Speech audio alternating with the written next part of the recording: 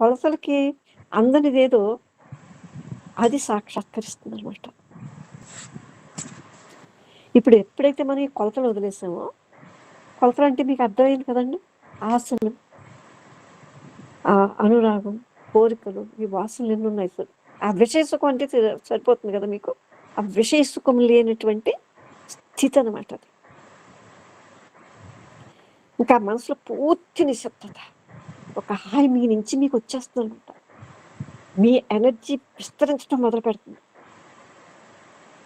ఆ కొలతలకందని ఆహ్, అందనటువంటి ఆ ఆలోచన రూపమైన కదలిక చూసారా?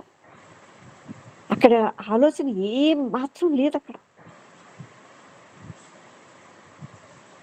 అలా ఆ మనసు సంపూర్తిగా శాంతిస్తే అప్పుడు ఇక్కడ ఆ కొలతలకు అందనిదేదో ఇక్కడ మనకి సాక్షాత్కరిస్తుంది. ఇది మీ పనే కదా!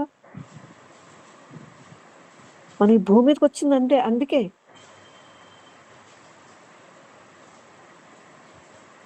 అందుకే ఇది అది మన చేతనా విషయం కావచ్చు. మన చేతనలో ఉందని అర్థం చేసుకోవాలన్నమాట.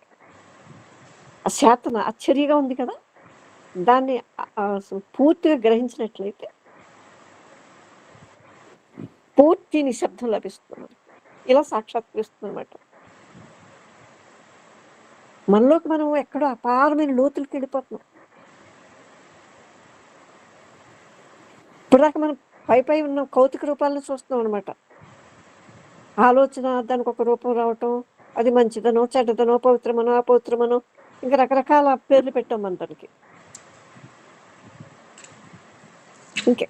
ఇక్కడ అది పూర్తిగా ఇది పడిపోయింది. ఈ కొలత పడిపోయినప్పుడే ఆలోచన పడిపోయిందన్నమాట.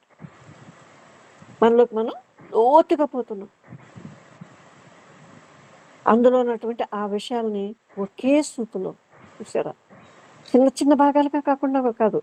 ఏదైతే వస్తుందో అక్కడ ఆ మొత్తాన్ని ఒకే ఒకసారి మీరు గ్రహించేస్తారన్నమాట.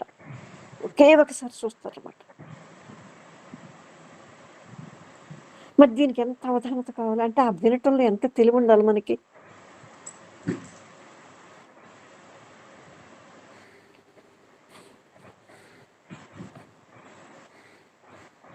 ఇక్కడ అవధానత అనుకున్నాం కదా! అసలు అవధానత అంటే ఏమిటి?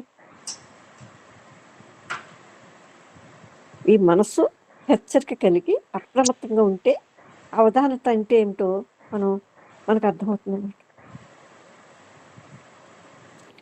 ఈ అవధానత అంటే మనం కృషి చేసి పెంపొందించుకునేది కాదు.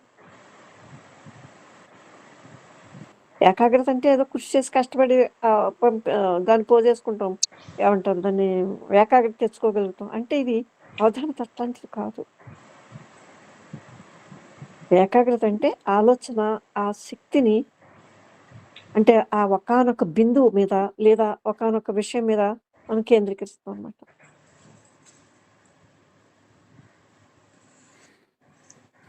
అయితే ఇక్కడ ఒకే దాని మీద కేంద్రీకరించినప్పుడు ఆ బయట నుంచి వచ్చే ఆటంకాలు ఉంటాయి కదా!